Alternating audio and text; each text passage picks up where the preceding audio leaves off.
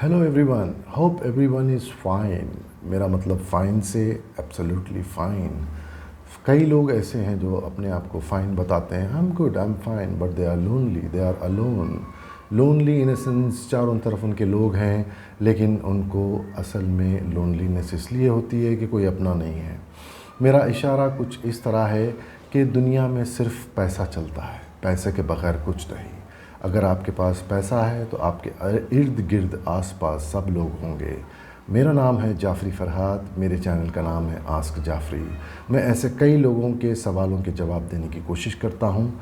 मेरे चैनल का मकसद यही है कि मैं मैक्सिमम गाइड करने की कोशिश करता हूँ लोगों को, ताकि वो लोग अपने प्रॉब्लम्स को किसी भी हद तक 80%, 90%, 50% कम से कम कुछ ना कुछ उनको गाइडलाइन मिले, रास्ता मिले। कई लोग, देखिए, जब आपके ऊपर मुसीबतों का पहाड़ टूट पड़ता है तो आपका दिमाग काम करना बंद कर देता है। मैं उन्हीं लोगों की तरफ इशारा कर रहा हूँ जो अनएक्सपेक्टेड इश्यूज़, अनएक्सपेक्टेड प्रॉब्लम्स में पड़ जाते हैं, लोगों पे भरोसा करते हैं, रिश्तेदारों पे भरोसा करते हैं, और जब उनको अचानक से धक्का लगता है तो उनके होश उड़ जाते हैं, दिमाग काम करना बंद कर देता है, छोटे मोटे डिसीशंस भी नहीं ले सकते हैं। तो ये मेरा एपिसोड इसी पर कवर करता है, इसी टॉपिक पे है। मेरे पास एक सवाल आया है एक बंदे का, तो मैं उस सवाल को पहले पढ़ता हूँ ताकि आप लोगों को कुछ हद तक समझ में आए कि मैं आखिर बोलना क्या चाह रहा हूँ। Hello, my name is XYZ। As you all know that मेरे चैनल पर कभी किसी का नाम या आइडेंटिटी डिस्क्लोज़ नहीं की जाती है। Hello, my name is XYZ. I am going through a very different situation in life. I am 35 years old. I was abroad. As इसलिए मेंशन करना ज़रूरी था कि आप लोगों को पता चले कि बंदा 35 की एज में किन हालात से गुज़र रहा है पहली बार। My age is 35 years old. I was abroad and made lot of money. After coming back to India, I started business as I have lot of friends and relatives to help me. Solid network, I mean, बंदे का ज़बरदस्त network था। आते ही बहुत अच्छा स्वागत हुआ, क्योंकि बाहर से पैसा खूब कमा कर आया तो रिश्तेदार, दोस्त सब उसको घेर लिए। I started business as I have lot of friends and relatives to help me. Solid network, I mean, invested half of the savings initially, and as it takes couple of months to get returns and later on profits, I was doing hard work as I used to do abroad, but I was not able to get even returns from my business. Invested again and again. Meanwhile, life was very good at everyone was around me. Lots of parties and enjoyment. Now the real story begins. After investing all the savings, I lost everything. And all friends, partners, relatives made good profits. In all terms, I mean. In all terms, I mean. Now, no one is around me and no one picks my call. This is the first time I have no money with the Lachar condition. Asking you to guide for further steps to be taken. Keep trying the business by taking loan, or better to move back to abroad as I have seen a different world around me with there when there is no money. Please guide. भैया, हम भारत में कई बार ऐसे situation देख चुके हैं। बहुत से लोग ऐसे होते हैं जो अपर मिडिल क्लास से होते हैं। Upper middle class in sense parents अच्छी जॉब पे रहते हैं, बच्चों को बचपन से अच्छी पढ़ाई मिलती है, उनको हर खिलौना मिलता है। तो कई बच्चे ऐसे हैं, I am not talking about the rich people. Rich people के बच्चों को तो पैसा कहाँ से आता पता भी नहीं होता है। कभी किसी ने रिच पीपल का इंटरव्यू लिया बच्चों का तो वो लोग बोले कि झाड़ पे उगते हैं। तो I am not talking about those rich people, I am talking about the kids who are grown up with everything. बहुत लग्जरी नहीं, but whatever they wanted, उनका रिक्वायरमेंट अच्छी स्कूलिंग। कभी ऐसा नहीं हुआ कि बिना फ़ीस भरे घर को आ रहे हैं पेरेंट्स, मतलब फ़ीस नहीं भर के उनको वापस भिजा दिया गया स्कूल से, ऐसा कभी नहीं हुआ। उनको वक्त पे खिलौना मिला, वक्त पे हर चीज़ मिली। ऐसे बच्चों को क्या होता है ना, उनको हमेशा लगता है कि हमारे जो लोग हैं अतराफ़ में वो हमेशा ऐसे ही रहेंगे। कि उनको पता ही नहीं कि उनके पास जब उनके हालात ख़राब होंगे तब उनको जाके पता चलेगा कि असली चेहरे क्या होते हैं। तो ये भाई साहब के साथ यही हुआ, इन्होंने अपनी एजुकेशन कंप्लीट की वक्त पे, हर चीज़ सब सही सही हुआ, पेरेंट्स ने इनके पैसा लगाया, इन्वेस्ट किया, इनको अब्रॉड भिजा दिया, अब्रॉड शायद यूएस, कनाडा, ऑस्ट्रेलिया। अब ये वहाँ पे अच्छे से काम किए, 10 साल रहे। लोग ये भी अच्छा नहीं लगता है उनको, अरे यार कब तक रहोगे अब्रॉड, आ जाओ अपने इंडिया, अपना वतन, अपनी मिट्टी, अपने लोग, अपने रिश्तेदार। ऐसे ताने मार मार कर ब्रेन वॉश भी करते हैं।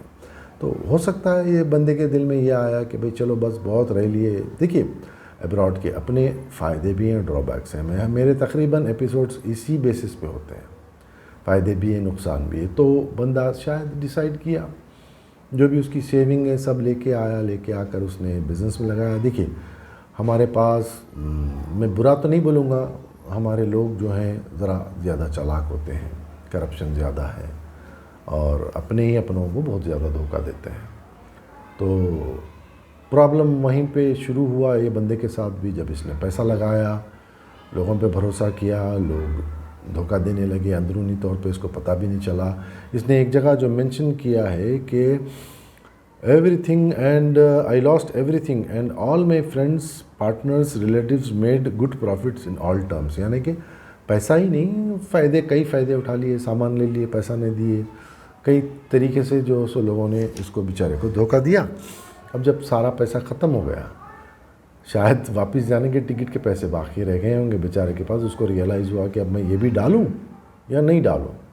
अब ये भी डालूंगा, ये भी चला जाएगा, तो अब तो फिलवक्त तो कोई नज़दीक ही नहीं आ रहा, फ़ोन भी नहीं उठा रहा, तो उसको शायद टिकट का पैसा भी कोई नहीं देगा, बेचारा रोड पे आ जाएगा। तो ये इसका थॉट चल रहा है, इसका प्रोसेस जो दिमाग में चल रहा है।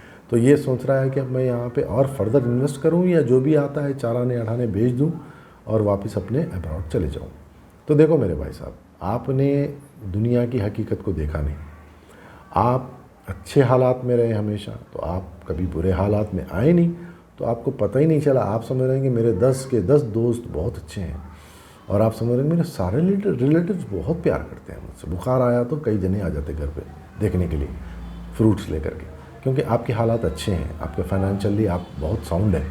अगर यही आप जब हालात ख़राब होंगे, तो अगर आप किसी को कॉल करके बोलते हैं भाई मैं बीमार हूँ, ज़रा कोई आकर देखो मुझे, वो कई बहाने बताएंगे आपको, 1.5 लाख बहाने बताएंगे, समझ गया। तो अगर आपको आज़माना है अपने दोस्तों को, रिश्तेदारों को, यही दो होते हैं, दोस्त और रिश्तेदार, बाकी तो कोई नहीं। फैमिली तो हर हाल में साथ दे ही देती है, कोई फैमिलीज़ भी छोड़ के चले जाते हैं, ये समझते हैं कि आदमी ख़त्म हो गया। लेकिन कोई फैमिलीज़, वाइफ या हस्बैंड जो भी हो, अगर अपने पार्टनर को कैंसर भी हो जाता है तो आखिरी कदम तक उसका साथ देते हैं। यही हकीकत में एक पार्टनरशिप होती है वाइफ और हस्बैंड की। हस्बैंड परेशान हो गया, फाइनेंशियली डाउन हो गया या थोड़ा बीमार हो गया, तो आजकल ऐसा ज़माना होगा वाइफ छोड़ के दूसरे को कर ले रही, लेकिन वो भी ज़्यादा देर रिश्ता नहीं चलेगा। तो मेरा बोलने का मतलब ये है कि देखो, लाइफ में अप्स एंड डाउन्स आते हैं और स्पेशली फैमिली को तो आपका हाथ थाम के हमेशा चलना है, हर हाल में आपका साथ देना है। अगर आपकी फैमिली आपके साथ है तो कितने भी आपके हालात ख़राब होने दीजिए, फिर से आप ऊपर ज़रूर आएंगे, फिर से आप कामयाबी की सीढ़ी ज़रूर चढ़ेंगे। तो मेरी तो आपसे एडवाइस यही है कि देखो भैया, अब देख लिया आपने दुनिया, आपको समझ में आ गया है, तो अब अपना वापस जाओ, अब्रॉड जाओ, पैसा कमाओ, सब कुछ करो। दोबारा अगर आना भी है तो कुछ प्लान करके आओ, ताकि ऐसे इन्वेस्टमेंट में इन्वेस्ट करो जो आपको मतलब लॉस नहीं होना चाहिए और डिपेंडेंसी कभी नहीं होनी चाहिए। जैसे आपने एक रेस्टोरेंट खोला, सारा डेकोरेशन कर लिया, काउंटर पे बैठ गए, अब आपका बावर्ची 2 दिन आया, तीसरे दिन गायब हो गया, तो आप कैसे चलाओगे बिज़नेस? इसको कहते हैं डिपेंडेंसी। अगर आपका जॉब, आपका कुछ भी काम, बिज़नेस अगर किसी पर डिपेंड है तो वो ऐसा काम मत करिए। अगर आप कार बनाना आता है, आप खुद बना सकते हो, तो आप अपना गराज खोलिए। आप गराज शानदार खोल के आप किसी मैकेनिक को रखकर अगर आप काम करवाना चाह रहे हैं तो वो मैकेनिक भाग जाएगा, तो उसके बाद क्या होगा, आपका गराज बंद हो जाएगा, आप लॉस में आ जाओगे।